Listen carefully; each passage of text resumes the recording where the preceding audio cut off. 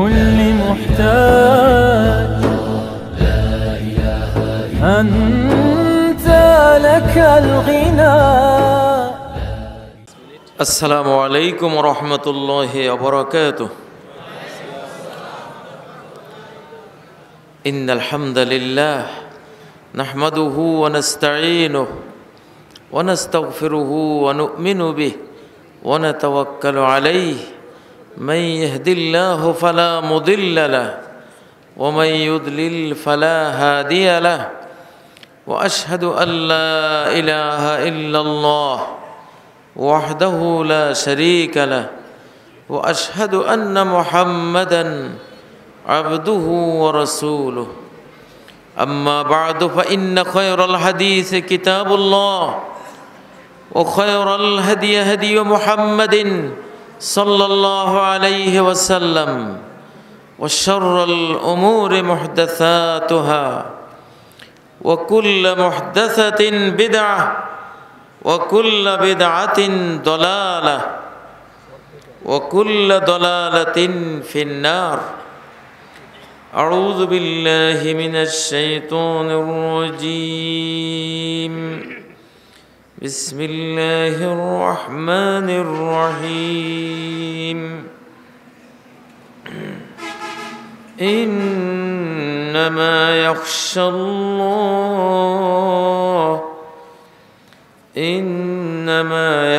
الله من عباده العلماء. إن الله عزيز غفور. ويقول الرسول صلى الله عليه وسلم في حديث عند الترمذي يقول: هذا أوان يختلس فيه العلم حتى لا يبقى في القلب منه شيء. فقال زياد: كيف يختلس منا العلم وقد قرأنا القرآن؟ فوالله لنقرأنه ولنقرئنه نساءنا وأبناءنا. فقال رسول الله صلى الله عليه وسلم: ثكلتك أمك زياد. أوليس هؤلاء اليهود والنصارى عندهم التوراة والإنجيل ولا يعملون بشيء من ذلك؟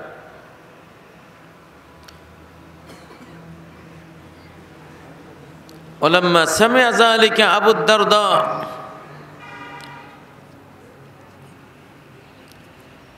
قال: صدق. ولو شئت لأخبرتك بأول علم يرفع الخشوع. يوشك أن تدخل المسجد الجامع فلا ترى فيه خاشعا.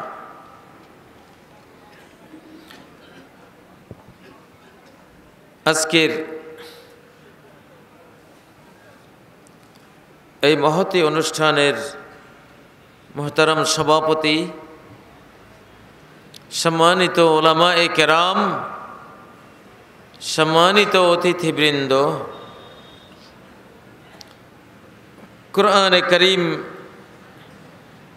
কোরআনে কারীমের সূরা ফাতিরের 28 নম্বর আয়াতে আল্লাহ বলেছেন: ইন্নামা ইয়াখশাল্লাহ, নিশ্চয়ই আল্লাহকে ভয় করে, মিন ইবাদিহিল উলামা, তার বান্দাদের মধ্য থেকে তারাই যারা উলামা, যারা আলিম।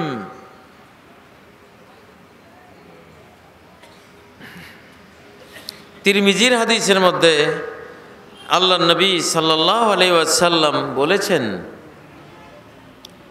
একদিন সাহাবীদের মজলিসে বসা ছিলেন, বললেন: হাযা আওয়ানুন ইখতালাসুল ইলম, এটা এমন এক সময় মানুষের হৃদয় থেকে, সিনা থেকে ইলম নিয়ে যাওয়া হচ্ছে, ইলম ডিলেট করে দেয়া হচ্ছে, তুলে নেওয়া হচ্ছে। এমনভাবে তুলে নেবে যে মানুষ অন্তরে কোনো ইলমই অনুভব করবে না। জিয়াদ নামক একজন আনসারী সেখানে ছিলেন। তিনি বললেন, ইয়া রাসূলুল্লাহ, কিভাবে আমাদের থেকে ইলম তুলে নেওয়া হবে, অথচ আমরা কোরআন পড়ি, আর আল্লাহর কসম ভবিষ্যতেও পড়ব। এই কোরআন আমাদের মহিলাদেরকে, ছেলে মেয়েদেরকে পড়াবো, কিভাবে ইলম উঠে যাবে? তখন নবী সাল্লাল্লাহু আলাইহি সাল্লাম বললেন, সাকালাত কা উম্মুকা জিয়াদ, জিয়াদ তোমার মা তোমাকে হারিয়ে ফেলুক। এই যে ইহুদি নাসারা, তাদের কাছে তাওরাত ইনজিল দুটি আসমানি কিতাব আছে, কিতাব ঠিকই আছে, কিতাবের কারিও আছে, কিন্তু এই কিতাবের প্রতি তাদের কোনো আমল নেই। কিতাব অনুসারে তারা জীবন গড়ে না, মুখে মুখে জ্ঞান চর্চা করে, অন্তরে নাই, তাদের জীবনের কোনো কাজেও আসে না, উপকারে আসে না।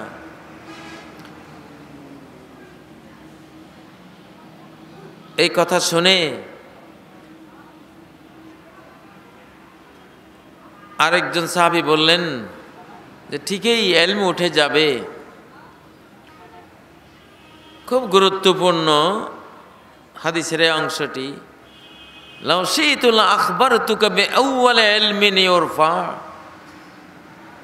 হৃদয় থেকে কোন ইলমটা প্রথম উঠে যাবে আমি চাইলে তোমাকে বলতে পারি। সে ইলমটা হলো আল খুশু', হৃদয়ের ওই ইলম, আল্লাহ তাআলার গুণাবলীর ইলম, আল্লাহর 99 নামের পরম সুন্দর নামের ইলম, আল্লাহর জালাল ও জামালের ইলম, যেটা হৃদয়ে থাকলে হৃদয়ে আল্লাহর ভয় তৈরি হয়, হৃদয় আল্লাহর ভয়ে ভীত সন্ত্রস্ত হয়, বিনয়ী হয়, যার কারণে গোটা দেহ বিনয়ী হয়ে ওঠে।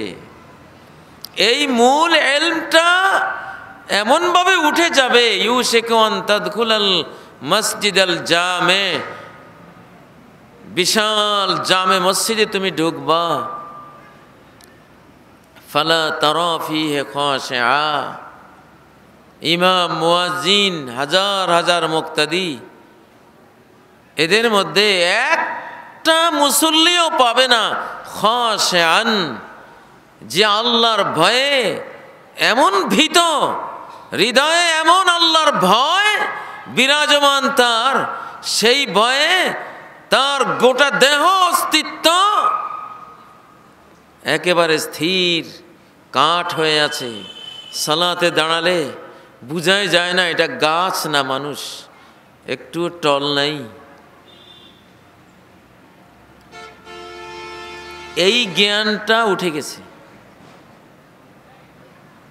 ফতোয়ার জ্ঞান আছে, ফতোয়ার জ্ঞানের অভাব নাই, মুফতির অভাব নাই, ওজুর মাসআলার জ্ঞানী আছে, সালাতের মাসআলার জ্ঞানী আছে, সিয়ামের মাসআলা মাসাইলের বহু জ্ঞানী আছে, চর্চাও আছে, কিন্তু একটা ইলমের কোনো চর্চা নাই।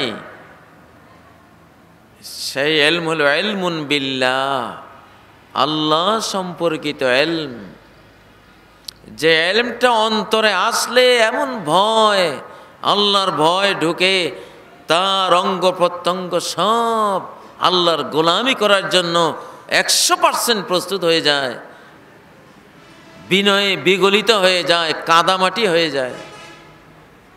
এই ইলমটা উঠে যাবে।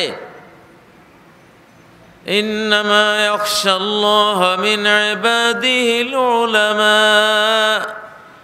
ওই উলামাউন বিল্লাহ যারা আল্লাহ সম্পর্কিত ইলম রাখে, যারা আল্লাহ 99 নামের এক একটি নামের উপরে দাঁড়ালে 3-4 ঘন্টা বক্তৃতা করতে পারে, জ্ঞান দিতে পারে। আল্লাহর এক একটি নাম, এক একটা ইউনিভার্সিটি আল্লাহকে চেনার, আল্লাহকে জানার। এই ইলমগুলি নাই। قد أفلح المؤمنون الذين هم في صلاتهم خاشعون। ওই মুমিনরাই জান্নাত পেয়ে সাকসেসফুল হবে যাদের সালাতের মধ্যে তারা আল্লাহর ভয়ে এতটা ভীত যে সেই ভয়ের প্রভাবে সমস্ত অঙ্গ প্রত্যঙ্গ বিনয়ে একেবারে কাতর হয়ে আছে আল্লাহর সামনে। এই খুশুটা হলো ফরজ।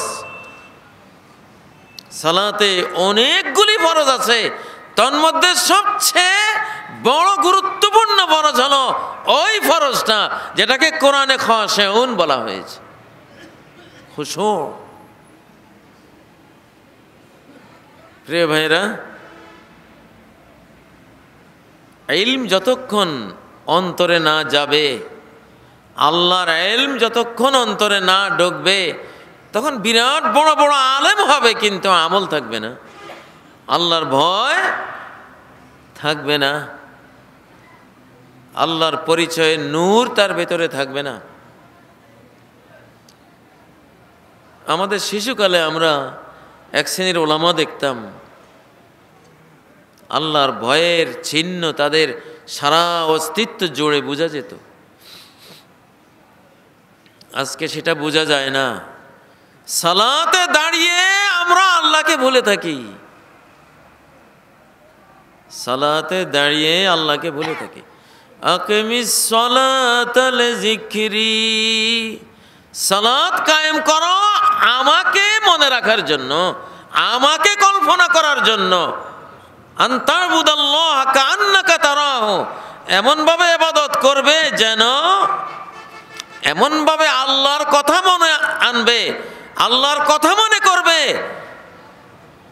রুকুর কথা না, সেজদার কথা না, কেরাতের কথা না। তুমি তো রুকু কয়টা করলা, সেজদা কয়টা করলা, রাকাত কয়টা হলো, এটা নিয়েই তুমি সব গোটা সালাত শেষ করে দিলে, একবারও তো আল্লাহর কথা মনে করলা না। সালাতে দাঁড়িয়ে যার একবারও মনে হলো না যে আমি আল্লাহর সামনে দাঁড়িয়ে আছি, আল্লাহর সাথে কথা বলছি, তা সালাতেই তো হলো না।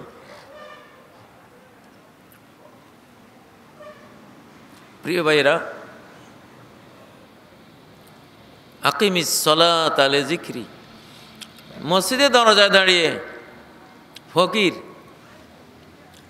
জোহরের জামাত শুরু হয়েছে, আসরের জামাত শুরু হয়েছে, সে দরজায় দাঁড়িয়ে দাঁড়িয়ে সুবহানাল্লাহ সুবহানাল্লাহ সুবহানাল্লাহ পড়ে, জামাত শেষ হয়ে যাচ্ছে, আল্লাহর জিকিরের মধ্যে সে আল্লাহকে ভুলে গেছে। যদি সে আল্লাহকে মনে করতো তাহলে সালাতে দাঁড়িয়ে যেত এসে।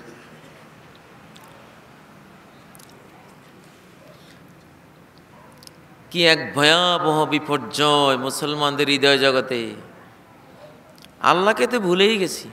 যারা মসজিদে সালাত পড়তে আসি, সালাত একটা পড়লাম আর কি, জোর পড়লাম আর কি, 4 রাকাত পড়ে সালাম ফিরে এলাম, কার জন্য পড়লাম একবারও মনে আসেনি।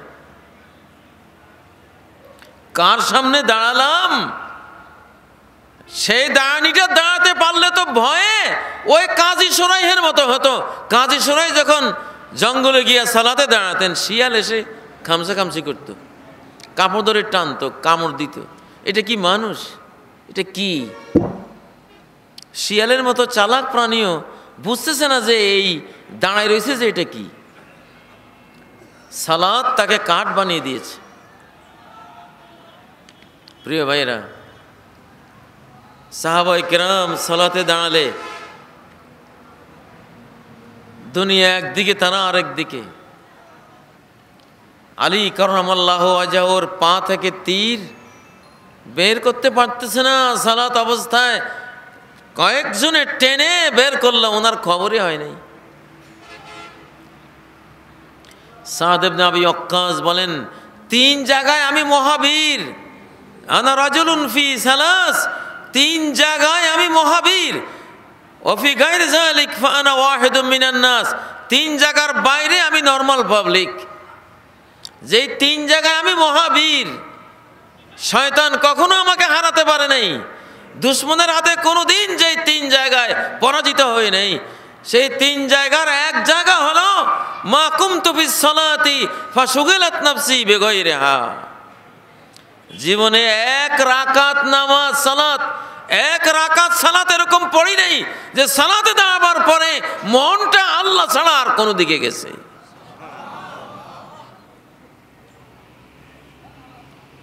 খাশিউন, হৃদয়ে ইলম ঢুকতে হবে, আল্লাহর ইলম, আল্লাহর তাওহীদের ইলম, আল্লাহর জাতে পাক সম্পর্কে সারা কোরআনে সহিহ সুন্নাহ হাদিসে কি বলা হয়েছে। ওয়ালিল্লাহিল আসমাউল হুসনা, আল্লাহরই রয়েছে পরম সুন্দর নাম সমূহ। আল্লাহকে চেনার, হৃদয়কে আল্লাহর ভয়ে ভীত করার ইলম হইল এগুলি। ওযুর মাসালা দিয়ে আল্লাহর ভয় হৃদয়ে আসবে না, বুঝেন না? জামা কাপড় কেমনে পরবো, মেসওয়াক করা কেমনে সুন্নাহ, শোয়া কেমনে সুন্নাহ, এগুলি দিয়ে আল্লাহর ভয় আসবে না। এগুলি বাহ্যিক আচার আচরণের ইলম। আল্লাহর ভয় আসবে যে ইলম দিয়ে, ইলমুত তাওহীদ। সর্বগুণে গুণান্বিত রব্বুল আলামিনের এত অনন্ত অসীম গুণ, ইকরা ওয়া রাব্বুকাল আকরাম। সারা জনম পরে যদি আল্লাহর গুণাবলী স্টাডি করতে থাকো, ফা'লাম আন্নাহু লা ইলাহা ইল্লাল্লাহ, লা ইলাহা ইল্লাল্লাহর ইলম অর্জন করো। ইলম অর্জন করতে গেলে রিসার্চ লাগে, গবেষণা লাগে। ইলম অর্জন করতে হলে 1 যুগ 2 যুগ তার পিছনে ব্যয় করা লাগে। একটা ডিগ্রির সার্টিফিকেটের জন্য 16 বছর 20 বছর লাগে। লা ইলাহা ইল্লাল্লাহর শাহাদা, আশহাদু যে বললা, এই যে শাহাদা দিলা, একটা সার্টিফিকেট যে পাইলা, এইটার পিছনে কয় যুগ কয় বছর লাগাইছো? লাগাও নেই। এই জন্য তো হৃদয় ইলম শূন্য, মুখে কিছু ইলম আছে। ইয়াকরাউনাল কুরআন লা ইউজাউযু তারাকিয়াহুম, ওই যুগের মানুষেরা কোরআন পড়বে, কোরআন এই কণ্ঠনালীর নিচে নামবে না। মুখে সব মুখের কারি। হৃদয়ে ইলমটা গেলে হৃদয় ভয়ে ভীত হয়, সন্ত্রস্ত হয়, হৃদয় বিনয়ী হয়, যার প্রভাবে গোটা দেহ অস্তিত্ব আল্লাহর ভয়ে ভীত হয়ে আল্লাহর আনুগত্য স্বীকারে বাধ্য হয়। প্রিয় ভাইয়েরা, প্রশ্ন উত্তরের যেহেতু প্রস্তাবনা, এই জন্য ভূমিকায় একটা হাদিস বলে দিলাম। আল্লাহ তাআলা আমাদেরকে খুশু দান করুক, আল্লাহর ভয় দান করুক।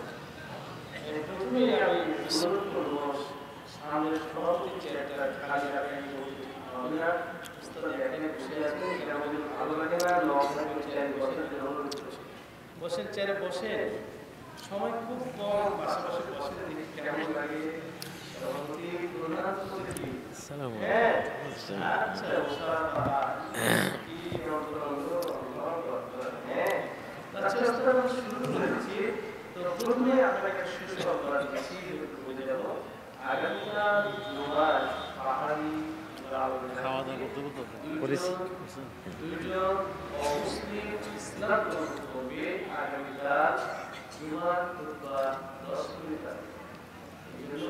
আপনার কাছে দোয়া চাচ্ছি, যারা ইসলাম গ্রহণ করবে, বাকি জীবন ইসলামিক আদর্শ যাতে তাদের ভিতরে থাকে, তা নিয়ে যেতে পারে।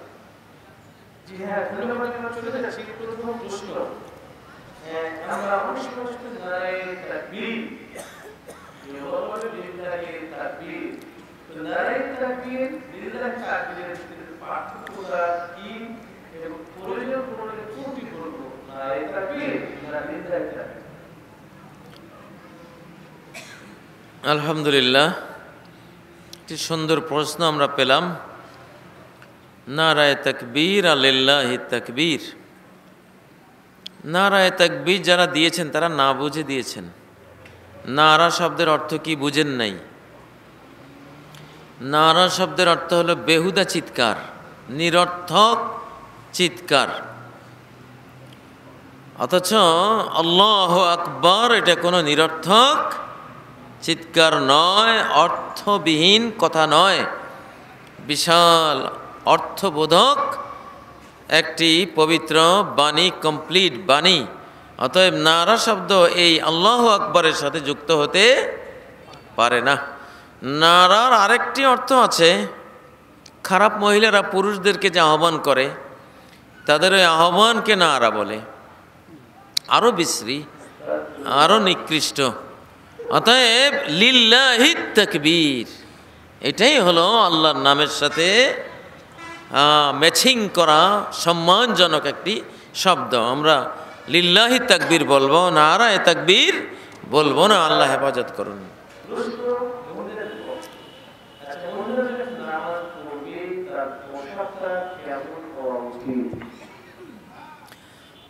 উম্মে সালামা রাদিয়াল্লাহু তাআলা আনহা থেকে বর্ণিত হয়েছে, মহিলারা যে পোশাক পরবে তিনি পছন্দ করেছিলেন যে কোনো কামিজ পরে মহিলারা যদি সালাত পড়ে হবে কি না। নবী সাল্লাল্লাহু আলাইহি ওয়াসাল্লাম বললেন, নাম ইজা কুন্না সাবিগাতিন তুগাত্তি যুহুরা আকদামিহিন্না, এমন কামিজ যেমন আমাদের সমাজে মেক্সি পরে, মেক্সি মহিলারা, এমন কামিজ, এমন মেক্সি যেটা সারা বডিকে শামিল করে এবং পায়ের পাতা, তুগাত্তি যুহুরা আকদামিহিন্না, পায়ের পাতা সহ ঢাকে, পায়ের পাতা সহ ঢাকা কামিজ, আর উপরে তো স্কার্ফ আছেই, ওড়না আছেই। এভাবে যদি কমপ্লিট কামিজ পরে কেউ সালাত পড়ে তাহলে ইনশাআল্লাহ হয়ে যাবে। এখানে গুরুত্বপূর্ণ একটা বিষয় এসেছে, পায়ের পাতা সহ ঢাকা। আর পোশাক অবশ্যই একটু ঢিলাঢালা হবে, সারা শরীরকে ঢাকবে, চেহারা আর হাতের কবজি এ দুটা না ঢাকলেও চলবে, কিন্তু বাকি অংশটা ঢেকে পড়বে। পোশাকটা যাতে কাফেরা নারীদের পোশাকের মতো না হয়, পুরুষের পোশাকের মতো না হয়, একবারে পাতলা পিনপিনে যে চামড়া দেখা যায় এমন না হয়, একবারে এমন টাইট যে দেহের অবকাঠামো বোঝা যায় এমনও যাতে না হয়। এই শর্তগুলো পূরণ করে যে ড্রেস তারা সালাতে ব্যবহার করবে সেটা দিয়ে সালাত হবে ইনশাআল্লাহ।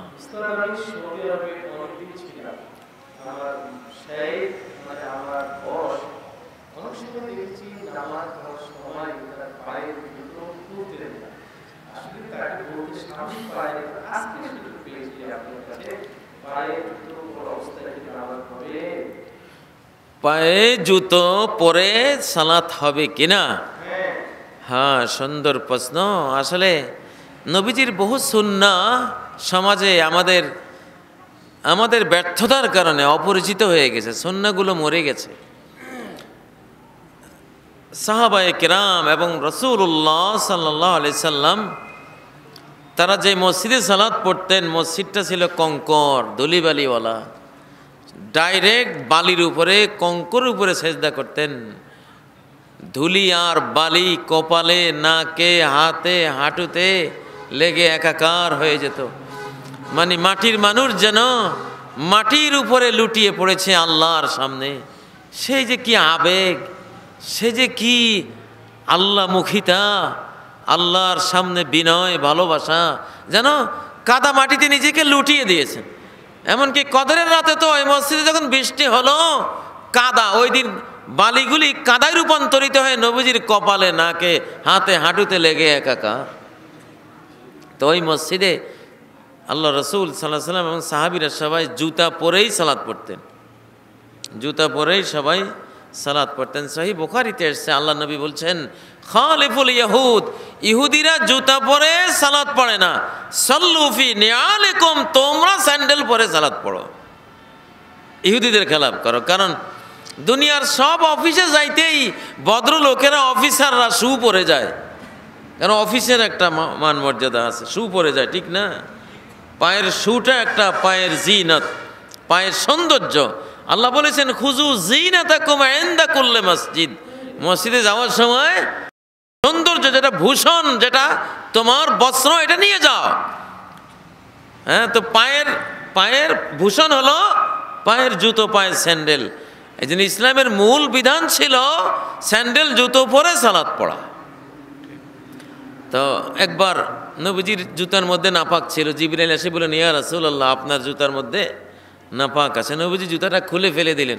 সাহাবায়ে কেরাম ভাবলেন মনে হয় জুতা খোলার নির্দেশ এসছে, আমভাবে তারাও সবাই জুতা খুলে ফেলে দিলেন।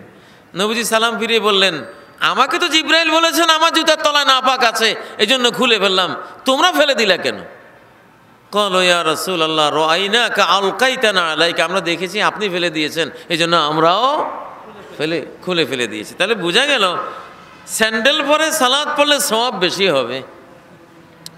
জুতাবিহীন নামাজের সালাতের চেয়ে জুতাওয়ালা সালাতের মধ্যে সওয়াব বেশি। তবে আজকালকার এই মসজিদে আপনি ওই রাস্তাঘাটে জুতা নিয়ে ঢুকতে পারবেন না, কারণ এখন পাল্টে গেছে তো, এখন তার ধুলিবালি সে মসজিদ নাই। এগুলিতে জুতা ব্যবহার করতে চাইলে এক জোড়া স্যান্ডেল। আগে মুসল্লিদেরকে বুঝাইতে হবে যে ভাই মূল সুন্নতের মধ্যে এটা আছে। 1-2 বছর ইমাম সাহেব ওয়াজ করবে, বুঝাবে, হাদিস লিখি দিবে, না হলে তো ধরে মেরে ফেলবে, কইবে মসজিদে জুতা ঢুকাইছে, বুঝেন না, জান নিয়ে টানাটানি হবে। ওইভাবে আমল করা যাবে না। হাদিস জানার পরে, বোঝার পরে, স্যাটিসফ্যাকশন আসার পরে, পরিবেশ আসলে তখন আমল করা যাবে।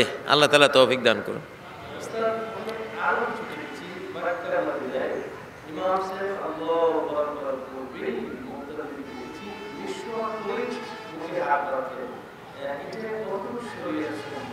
বুঝি নাই প্রশ্নটি, আরেকবার।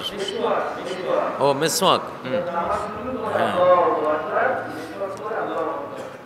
হ্যাঁ হ্যাঁ, মানে আল্লাহু আকবার বললে মেসওয়াক করা। এখানে 2 ধরনের হাদিস রয়েছে সুনানের রওয়ায়াতগুলির মধ্যে। লাউলা নাশুক্কা আলা উম্মতি লা আমারতুহুম বিসওয়াকি ইনদা কুল্লি ওয়াদুইন ইনদা কুল্লি সালাতিন। হাদিসের ভাষা 2টা। উম্মতের জন্য কঠিন না হলে আমি প্রত্যেক ওযুর সময় মেসওয়াক করাকে বাই অর্ডার ওয়াজিব করে দিতাম। আরেক হাদিসে এসেছে উম্মতের জন্য কষ্টকর না হলে প্রত্যেক সালাতের সময় মেসওয়াক করাকে ওয়াজিব করে দিতাম। সালাত, ওযুর কথাও এসেছে, সালাতের কথাও এসেছে। এই হাদিসকে ওলামারা 2 ভাবে বুঝেছেন। এক ভাগ ওলামারা বুঝেছেন যে যেখানে সালাতের কথা এসছে সেখানেও সালাত মানে হলো ইনদা ওযুয়ে কুল্লি সালাত, সালাতের ওযুর সময়, এই জন্য শুধু তারা ওযুর সময় মেসওয়াক করে। উম্মতের আরেক দল ওলামারা বুঝছেন যে না, হাদিস যেখানে যেটা আসছে সেখানে সেটাই আমরা বুঝবো। ওযুর সময় মেসওয়াক করা সুন্নাহ, সালাতের আগেও মেসওয়াক করা সুন্নাহ, ওকে কোনো সমস্যা নাই, এটা তো হাদিসের ভাষা। জি,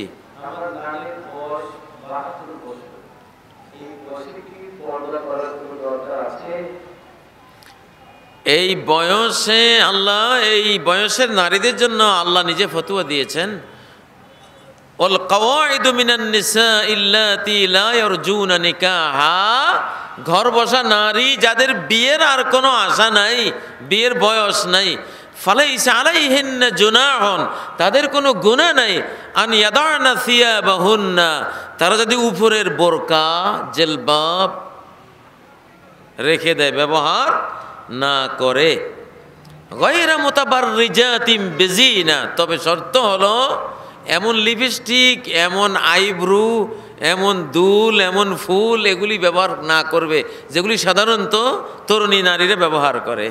অনেক বুড়ির মন কিন্তু তরুণীর চেয়েও বেশি আরও তরুণী, বুঝলেন না, ওই টাইপের হলে হবে না। বোরকা খোলা যায় কিন্তু 72 বছরের বুড়ি, এই জন্য একবারে নেকলেস ট্যাকলেস পরে ওইভাবে সেজে গুজে বের হবে, ওইটা হবে না।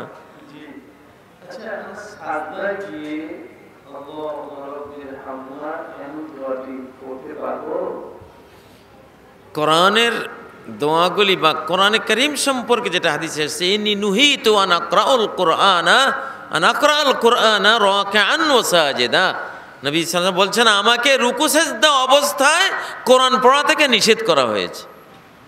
এই হাদিসের কারণে এখানে 2টা বুঝ হয়েছে ওলামাদের। অধিকাংশ ওলামারা বলেছেন রুকু সেজদার মধ্যে কোরআনের দোয়াগুলিও পড়া ঠিক না, যেহেতু কোরআন, এটাও তো কোরআন, আর কোরআন তেলাওয়াত রুকু আর সেজদায় নিষেধ করা হয়েছে, এটি হাদিস, গ্রহণযোগ্য হাদিস। এটা একটা বুঝ। আরেকটা বুঝ হলো ইমাম আহমদ রাহিমাহুল্লাহ আর একদল ওলামা কেরাম বলেছেন যে যেগুলি দোয়া, কোরআনের যেগুলি দোয়া, এগুলি সেজদা অবস্থায় পড়া যাবে, আমল করতে পারেন, অসুবিধা নেই। এইসব হাদিসের ক্ষেত্রে দুইটা বুঝ ভ্যালিড, দুই রকমের বুঝ, বুঝার মতো অবকাশ আছে। জি,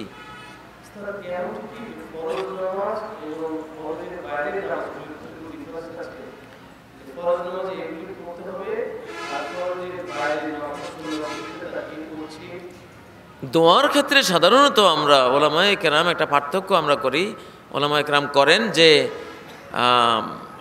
ফরজ ছাড়া অন্য সব সালাতের মধ্যে আরবি ভাষা, ইংরেজি ভাষা, উর্দু, বাংলা, নিজে নিজে মাতৃভাষা সবাই যত রকমের দোয়া করতে মন চায় সব দোয়া করবে, কিন্তু ফরজের মধ্যে শুধু আরবি দোয়ায় মাসুরাগুলি করবে, কারণ ফরজের গুরুত্বটা অনেক বেশি, অন্য ভাষায় দোয়া করার রিস্ক নেবে না। যদি একদল ওলামারা ফরজের মধ্যেও জায়েজ বলেছেন, তারপরেও বিষয়টা একটু বিতর্কিত বিষয়, তো এই জন্য ফরজের মধ্যে অন্য ভাষায় দোয়া না করে দোয়ায় মাসুরাগুলি করবেন। ফরজ ছাড়া অন্য সব সালাতের মধ্যে সব ভাষায়, মাতৃভাষায় যত দোয়া করতে মনে চায় করবেন। কারণ হলো নবী সাল্লাল্লাহু আলাইহি ওয়াসাল্লাম বলেছেন, আকরাবু মা ইয়াকুনুল আবদু মিনার রাব্বি ফিস সুজুদ, যে বান্দা আল্লাহর সবচেয়ে কাছে চলে যায় সেজদা অবস্থায়। ফাকসিরু মিনাদ দোয়া ফি, এই জন্য সেজদায় বেশি বেশি দোয়া করো। ফাকামিনু আন ইউস্তাজাবা লাকুম, এটা কবুল হওয়ার বেশি সম্ভাবনাময় দোয়া। তো বেশি বেশি দোয়া পাবলিক কি করবে সে তো দোয়াই জানে না, এই জন্য তার মাতৃভাষা যদি তাকে দোয়ার সুযোগ দেওয়া না হয় তাহলে বেশি দোয়া করার সুযোগ আসে না। এই জন্য সেজদায় মাতৃভাষায় দোয়া করা যায়, তবে ফরজ ছাড়া অন্য সব সালাতে। জি,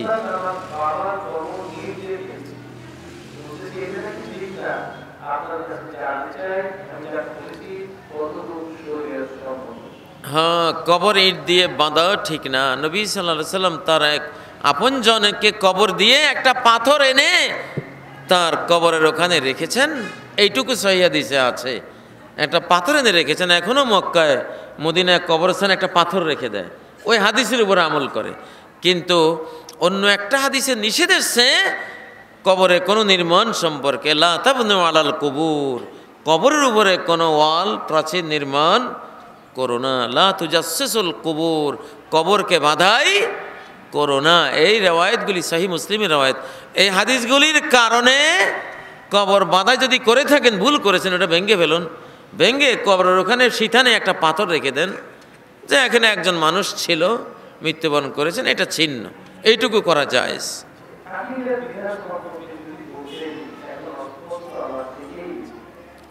আকিকা, জি, এটা সম্বন্ধে নবী সাল্লাল্লাহু আলাইহি সাল্লাম থেকে যেই সহিহ হাদিসগুলো আমরা পেয়েছি, আনিল গোলামে শাতানে মুতাকাফিআতান, ছেলে শিশুটি যদি ছেলে হয় তাহলে সমবয়স্ক দুটো ছাগল, অর্থাৎ 1 বছর পূর্ণ হয়েছে এমন 2টা ছাগল ছেলের জন্য। ওয়ানিল জারিয়াতে শাতন, শিশু যদি মেয়ে হয় তাহলে 1টা ছাগল। কয়টা? 1টা। ইউআক্কু আনহু ইয়াওমা সাবিহি, 7ম দিনে জবাই করতে হবে। ওয়ুসাম্মা, 7ম দিনে ওই শিশুর নামও রাখতে হবে, এবং তার মাথার চুল কেটে রূপা বা স্বর্ণ চুল ওজন করে ওই পরিমাণ রূপা বা স্বর্ণ সদকা করা। এই কতগুলি সুন্নাহ আকিকার সাথে জড়িয়ে আছে। অনেকে ছেলের জন্য 2টা ছাগল, মেয়ের জন্য 1টা ছাগল শুনলে এক শ্রেণীর মানুষ আছে নারীবাদী, কয় এই যে দেখো ইসলাম শুধু নারীদেরকে ঠকায়। নিষ্পাপ শিশু বাচ্চা নারী হলে সেখানেও ঠকাইছে, সেখানেও 1টা ছাগল, ছেলে হলে কয়টা? 2টা। আসলে এরা বেকুব টাইপের লোক। আকিকা হলো রোগ প্রতিরোধকারী টিকা, ইসলামিক টিকা, বুঝেন না? আল গোলাম মারহুনুন বিআকিকাতিহি, আল্লাহ নবী বলেন শিশুর নিরাপত্তা নির্ভর করে আকিকার উপরে। আকিকা দিলে তার গোটা দেহ আকিকার পশুর বিনিময়ে সেভ হয়ে গেল, সব ধরনের রোগ ব্যাধি থেকে সেভ হয়ে গেল। তো সাধারণত ছেলেদের জীবনে রিস্ক বেশি থাকে, এরা দুষ্ট বেশি, সন্ত্রাস করে বেশি, মারামারি গোলাগুলি হানাহানি এরাই করে, এরা দুষ্ট বেশি, এজন্য টিকা 2টা লাগছে, ডাবল টিকা লাগছে, বুঝেন না? আবার বিজ্ঞানীরা বলে ছেলেদের দেহে রোগ প্রতিরোধ ক্ষমতা মেয়েদের চেয়ে কম, দুর্বল, মেয়েদের রোগ প্রতিরোধ ক্ষমতা বেশি, এই জন্য মেয়েদের একটা হইলেই চলে। আর মেয়েরা দুষ্টও কম, জীবনের রিস্কও কম, বুঝেন না? ভাই বোন যাচ্ছে রাস্তা দিয়া, সামনে দেখা যাচ্ছে মারামারি লাগছে, ভাইয়ে কয় কি বোন তুই এই বাড়িতে ঢুক, আমি একটু দেখে আসি। কোনো দিন কোনো ভাই বলবে না বোন আমি একটু বাড়িতে বলাই, তুই দেখি আয়। শুনছেন কোনো দিন এই উল্টা কথা? তো মেয়েদের জীবনে রিস্ক কম, এই জন্য আকিকে একটা হলেই চলে। এটা বরং মেয়ের প্রতি সম্মান, বাবার খরচ কমিয়ে দেওয়া হলো, বোঝাটা কমিয়ে দিয়ে তাকে সম্মান জানানো হলো।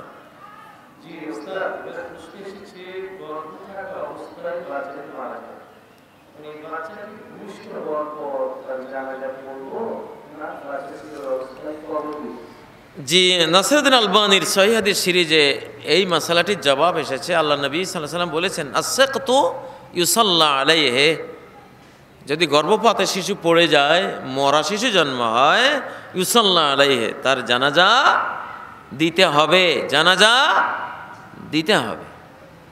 হাদিসের ফতোয়া। জি, আমার ব্যাংকের মূল টাকা কিছু টাকা না সুদের টাকা, এই টাকা কি কোন খাতে ব্যবহার করব যদি মেহরবানি করে বলবেন? হারাম টাকা কোনো না কোনো মালিক তো ছিল, আপনার কাছে হারাম ওয়েতে চলে আসছে, কিন্তু এর বৈধ কোনো না কোনো মালিক আছে। এখন আপনার উচিত যে আপনার কাছে 10,000 বা 10 লাখ টাকা চলে এসে সুদের, 10 লাখ টাকাই আপনি সাদাকা করে দেবেন বৈধ মালিকের পক্ষ থেকে, যে আল্লাহ তাআলা এই টাকাগুলির যে বৈধ মালিকরা আছে তাদের কাছে তো পৌঁছে নেয়, আমার কাছে চলে এসছে হারাম হইতে, আমি ওদের পক্ষ থেকে সাদাকা করে দিলাম, তাদেরকে আপনি সওয়াব দান করুন। এই নিয়তে ওগুলো জনকল্যাণ, যেই কোনো কালভার্ট নির্মাণ, এতিমখানা, মাদ্রাসা ইত্যাদি ইত্যাদি কাজে ব্যয় করে দেবে, তাহলে সে মুক্ত হয়ে যাবে। আমি আসলে বুঝি আমার সম্পদ ছেলেমেয়েরা সুস্থভাবে বন্টন করা বা বন্টন করা কোনোটাই হবে না। আমি জীবিত থাকা অবস্থায় তাকে বন্টন করে দিতে পারি। যদি জীবিত থাকা অবস্থায় পিতা সন্তানদের মধ্যে সম্পদ বন্টন করতে চায়, তাহলে পরিত্যক্ত সম্পত্তির মতো বন্টন করলে হবে না, কারণ সম্পত্তি তো এখনো পরিত্যক্ত হয় নাই, পরিত্যক্ত হবে আপনার মৃত্যুর পরে, এখনো তো এটা উত্তরাধিকার হয় নাই, এই জন্য উত্তরাধিকার আইনে বন্টন চলবে না, এটার বন্টন চলবে সহিহ হাদিস, সহিহ মুসলিমের হাদিস, নোমান ইবনে বাশিরের হাদিস, যে উনি ওনার এক ছেলেকে একটা গোলাম কৃতদাস উপহার দিলেন, আর নবী সাল্লাল্লাহু আলাইহি ওয়াসাল্লামকে বললেন এসে, ইন্নী নাহালতু ইবনি হাযা গোলামান, আমি আমার এই সন্তানকে একটা কৃতদাস উপহার দিলাম, ইয়া রাসূলুল্লাহ আপনি এটা সাক্ষী হন। নবীজি বলেন, আকুল্লা ওয়ালাদিক নাহালতাহু গোলামান, তোমার সব সন্তানকে কি একটা করে কৃতদাস দিয়েছো এক সমান, ছেলেকেও মেয়েকেও সবাইকে এক সমান একটা করে কৃতদাস দিয়েছো, কোনো পার্থক্য না করে? উনি বলেন না, সবাইকে তো এইভাবে দেই নেই। তখন নবীজি বলেন, ফালা তুশহিদনি আলা জাওর, আমাকে এই জুলুমের সাক্ষী বানাইও না। এই হাদিস এবং এই দুলু বাইনা আওলাদিকুম, সন্তানদের মধ্যে ইনসাফ করো, এইসব হাদিস থেকে যে মশালাটা পাওয়া গেছে সেটা হলো, জীবদ্দশায় যদি সম্পত্তি দিতে চান, ছেলেকে যা দেবেন মেয়েকেও তা দেবেন, সবাইকে এক সমান দিতে হবে। এখানে মৃত্যুর পরবর্তী ভাগটা জীবদ্দশায় করলে ওটা হবে না, গুনাহগার হয়ে যাবেন, ওটা চলবে না। আমাদের দেশে অনেকেই ভুলটা করে, উনি বেঁচে আছেন, উনি ভাগ বটারা করে ওই মৃত্যু পরবর্তী পরিত্যাজ্য সম্পত্তি যে আইন, ওই আইন অনুসারে উনি বেঁচে থাকাকালীন ভাগ বটারা করেন, এটা ভুল, এটা গলত, আপনি গুনাহগার হবেন, এটা করা যাবে না। জি, মায়ানমারের মেয়ের 20 যুদ্ধে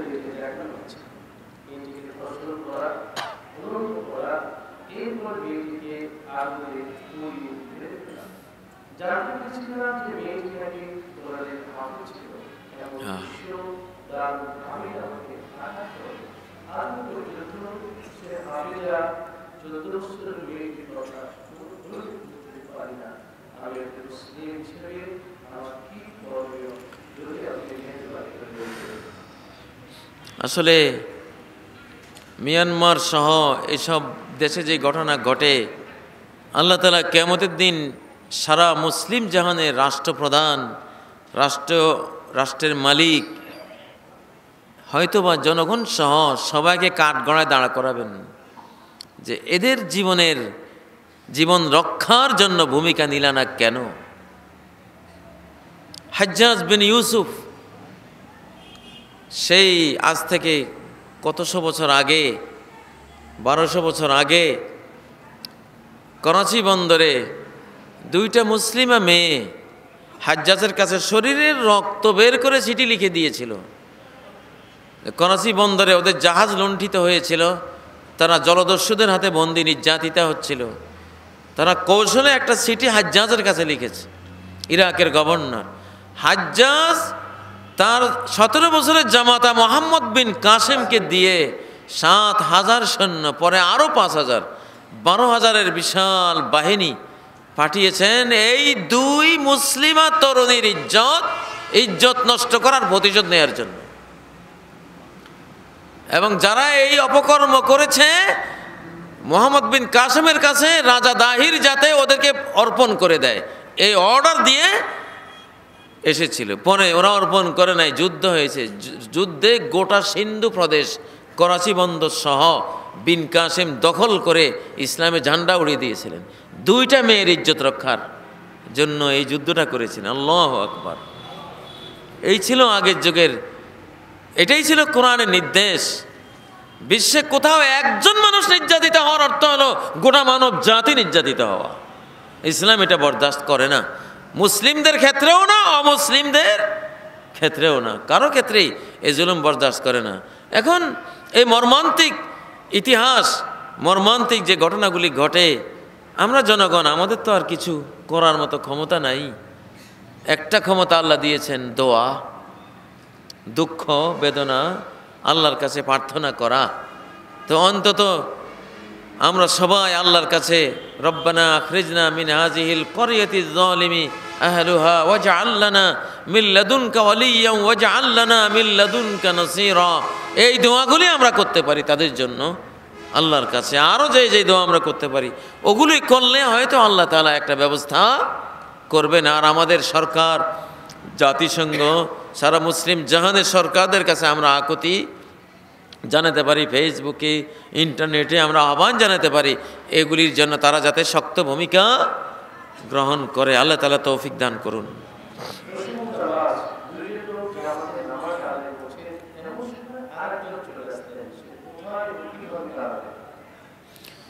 এক্ষেত্রে ইমাম সাহেব এক কদম এগিয়ে যাবেন, মুসল্লিরা পিছনে দাঁড়িয়ে যাবে, অথবা মুসল্লিকে টেনে পিছনে নিয়ে যাবে, নিয়ে 2জন তারা দাঁড়াবেন। কারণ পাশাপাশি দাঁড়ানোর বিধান হলো 2জন হলে। সহিহ বুখারীতে যে হাদিসটি এসেছে যে নবী সাল্লাল্লাহু আলাইহি সাল্লাম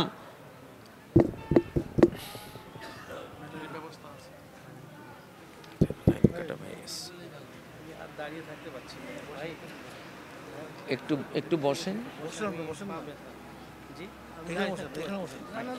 আপনি মাইকটা হাতে নিয়ে বসেই বলেন।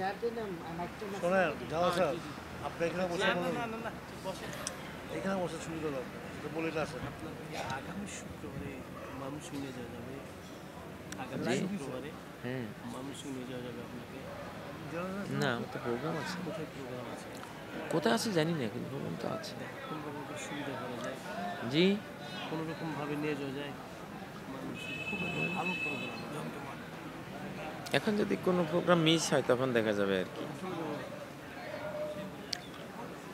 মিস না হলে। ও আচ্ছা, হ্যাঁ মাইকে আওয়াজ এসেছে। জি, আপনারা বসেন।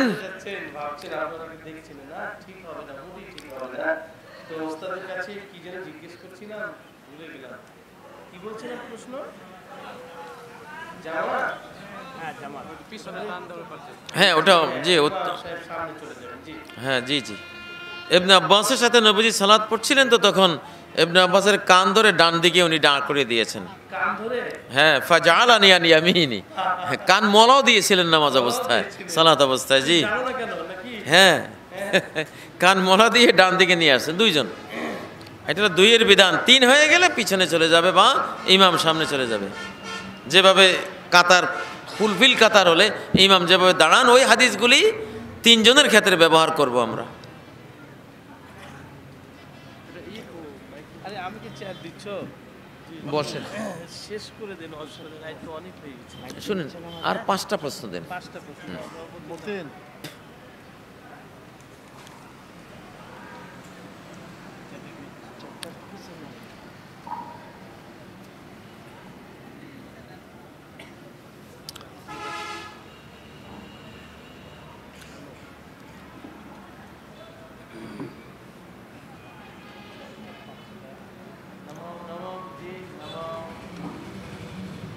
একটি খুব জটিল এবং গভীর প্রশ্ন।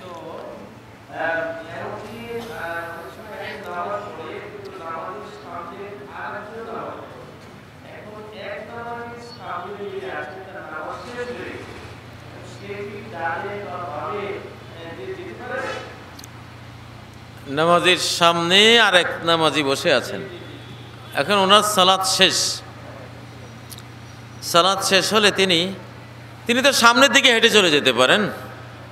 সামনের দিকে হেঁটে গিয়ে তারপর ডান অথবা বাম, অর্থাৎ মুসল্লি যে রেঞ্জ সেটা তো আকদামিন, তার 6 কদম 2.5 হাত পরিমাণ জায়গা হলো রিজার্ভেশন প্রত্যেক মুসল্লির।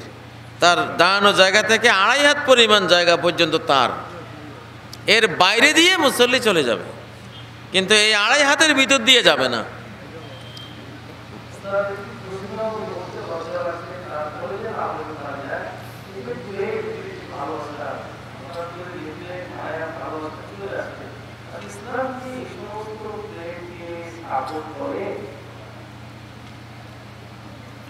মানে বিয়ের আগের ভালোবাসা। আমার স্ত্রী যে বোনটি আছে, আমার শালী, স্ত্রীর চাইতেও তাদের প্রতি আমার মায়া এবং ভালোবাসা, যা অথবা পর্দার বাইরে এমন কি স্থাপন করে? মানে স্ত্রীর যে বোন শালিকার প্রতি ভালোবাসা ওনার মনে বেশি এসছে, এটা না, তো এটা তো ইসলাম সাপোর্ট করে না, হারাম, তো এটা হারাম। দুই বোন এক বোনের মৃত্যু ছাড়া বা তালাক প্রাপ্তি ছাড়া আরেক বোনের সাথে এই জাতীয় কোনো মনের সম্পর্ক, শারীরিক সম্পর্ক ইসলামে সম্পূর্ণ হারাম। আনতাজমাউ বাইনাল উখতাইনি ইল্লা মা কাদ সালাফ, দুই বোনকে একসাথে এক পুরুষ এট এ টাইম গ্রহণ করতে পারে না। তো যদিও এটা বিয়ে নয়, তারপরেও এমনি পবিত্র ভালোবাসা, একটা বোন হিসাবে তার প্রতি শ্রদ্ধাবোধ, তার প্রতি স্নেহ মায়াবোধ থাকতেই পারে, কিন্তু এটা যাতে কোনো অনৈতিক পর্যায়ে না যায় সেইটুকু জন্য যা করণীয়, পর্দা পশিদা এগুলি করতে হবে। নবীজির সামনে তার আয়েশার বোন আসমা যখন এসেছিলেন, ড্রেসটা একটু হালকা ছিল, নবীজি বলেন না, এই ড্রেস নিয়ে কখনো আমার সামনে এসো না, কোনো পুরুষের সামনে এই ড্রেসে যাওয়া উচিত না। এইভাবে টুকে দিবেন, হিজাব, পারিবারিক হিজাবের ব্যবস্থা করবেন, যাতে করে এই জাতীয় বিপর্যয়গুলি না আসে। আল্লাহ তাআলা হেফাজত করুন।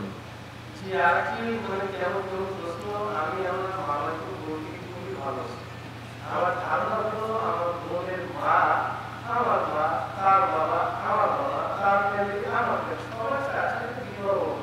এমন সময় আমার বোনকে অসুস্থ হলে আমাকে রক্ত দিতে হবে, ব্লাড দিতে হবে। আমি তো আমার বোনকে রক্ত দিলাম, এই বোনকে কি আমাদের বিবাহটা বৈধ হবে? মামাতো বোনকে সে খুব পছন্দ করত, পরে আবার রক্ত দিয়েছে। এখন মামাতো বোনকে রক্ত দিয়েছে যে মামাতো বোনকে, তাকে বিয়ে করা জায়েজ কিনা এটা? শুধু দুধ খাওয়ানো ছাড়া, অর্থাৎ কোনো নারী যদি কোনো ছেলে মেয়েকে দুধ খাওয়ায়, ওই দুধের মাধ্যমেই শুধু হারামের সম্পর্ক তৈরি হয়। রক্ত দেওয়া, কিডনি দেওয়া ইত্যাদি এইসব দেওয়া দেয় দ্বারা কোনো হারামের সম্পর্ক তৈরি হবে না, কোনো দলিল নেই। অতএব এই মামাতো বোনের সাথে তার বিবাহ বৈধ।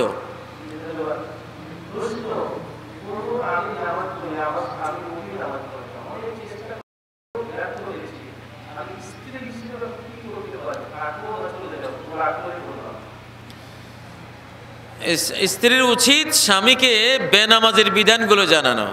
যেমন কোরআন সুন্নাহর আলোকে সৌদি আরবে বেনামাজির জন্য 10টা বিধান আইনিভাবে পাশ করা আছে। 1 নম্বর বিধান হলো বেনামাজি একজন অমুসলিম, সে মুসলিম না। তাহলে নামাজি মহিলা, মুসল্লিয়া মহিলা, তিনি একজন মুসলিমা। যে বেনামাজি সালাত পড়ে না, সে একজন অমুসলিম। তাহলে তো এই স্ত্রী তার জন্য বৈধই হয় না, স্ত্রী তার জন্য হারাম হয়ে যায়। এটা কিন্তু শক্ত মশলা। তাহলে যে 10টা বিধান, একটা হলো বেনামাজি অমুসলিম, দ্বিতীয় হলো বেনামাজির জন্য কোনো জানাজা পড়ানো জায়েজ নাই, তৃতীয় বিধান বেনামাজিকে মুসলমানের কবরস্থানে দাফন করা অবৈধ, চতুর্থ বেনামাজির জবাই করা পশু হারাম, পঞ্চম বেনামাজি নিজের স্ত্রীর মেয়েকে নিজে অভিভাবক হয়ে বিয়ে দিতে পারবে না, তার অভিভাবকত্ব বাতিল। এই ধরনের ভয়াবহ 10টা বিধান তার জন্য আছে, এগুলি স্বামীকে শুনাইতে হবে।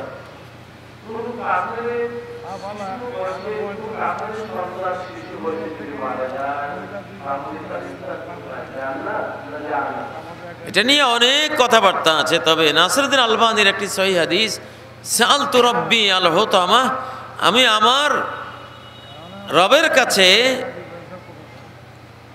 মুসলিম অমুসলিমদের ছোট্ট বাচ্চাগুলি আল্লাহ যাতে আমাকে দান করেন, আল্লাহর কাছে চেয়েছি।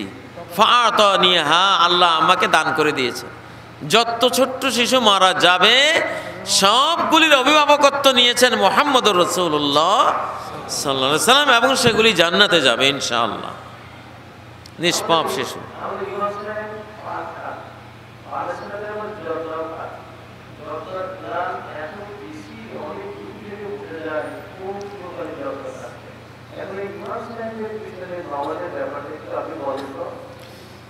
সালাত হয়ে যাবে, সালাতু খালফা কুল্লি বাররিন ওয়া ফাজির, নেককার বদকার সবার পিছনে সালাত হয়, তিরমিজির হাদিস। কিন্তু এই যে জর্দা খাচ্ছেন এটা তো হারাম, বর্তমান গবেষণায় যেটা প্রমাণ হয়েছে। ধূমপান, তামাক, তামাক নিজেই একটা মাদক দ্রব্য, সকল তামাকজাত দ্রব্য নিশাদ্রব্য হিসেবে বৈজ্ঞানিকভাবে গবেষণা দ্বারা প্রমাণিত।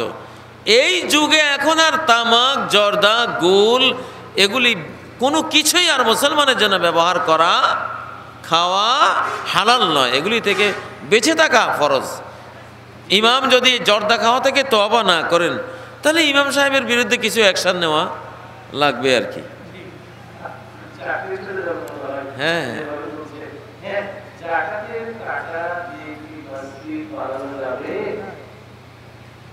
না, জাকাতের টাকা দিয়ে মসজিদ আমরা বানাবো না। জাকাত তো আওসাখুন নাস, মানুষের ময়লা, এগুলো দিয়ে মসজিদ বানানো যাবে না। তবে এমন কোনো নিরুপায় গরিব এলাকা যদি হয় যেখানে জাকাত বহির্ভূত টাকা দেওয়ার কোনো লোক নাই, অথচ মসজিদ নাই, মসজিদ ছাড়া এটা সমাজ তো হতে পারে না, এখন জাকাত ছাড়া নিরুপায়, ওইরকম কোনো পরিবেশ হলে কেবল সেই ক্ষেত্রে জাকাতের টাকা মসজিদে লাগানো যেতে পারে। এই ছাড়া সাধারণ স্বাভাবিক অবস্থায় জাকাতের টাকা মসজিদে লাগানো যাবে না। জি,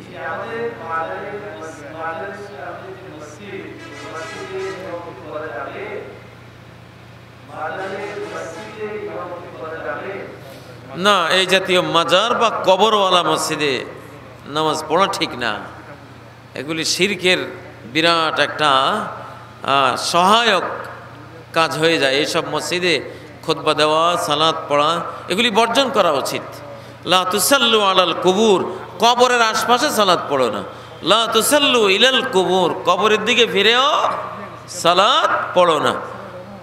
লাআনাল্লাহুল ইয়াহুদা ওয়ান নাসারা ইত্তাখাযু কুবুর আম্বিয়াহিম মাসাজিদ, ইহুদি নাসারাদেরকে আল্লাহ লানত করুন, বুখারীর হাদিস, যে তারা তাদের নবীদের কবরকে সেজদার জায়গা বানিয়ে নিয়েছে। কবরের আশপাশকে সেজদার জায়গা বানাইলে আল্লাহ লানত। অতএব এই জাতীয় মসজিদে সালাত পড়া, ইমামতি করা, খুতবা দেওয়া ঠিক না আমার মনে হয়। জি জি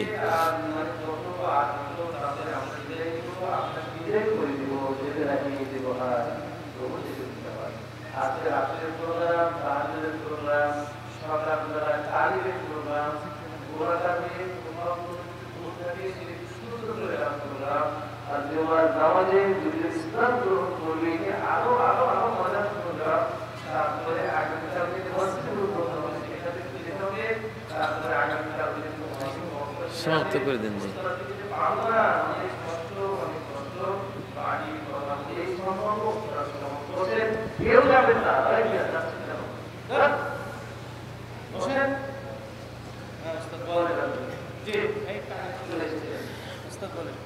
তো আমার মনে হয় হ্যাঁ উনি শেষ, আমিও শেষ ইনশাআল্লাহ। না আমি আর কথা বলবো না আজকে, যেহেতু আপনাদের একটা অনেকগুলো পরিকল্পিত প্রোগ্রাম, একটু বিরতি দেওয়া উচিত। আর আসলে এখন প্রায় রাত 12টার কাছাকাছি, শীতকালের 12টা মানে হলো অনেক রাত।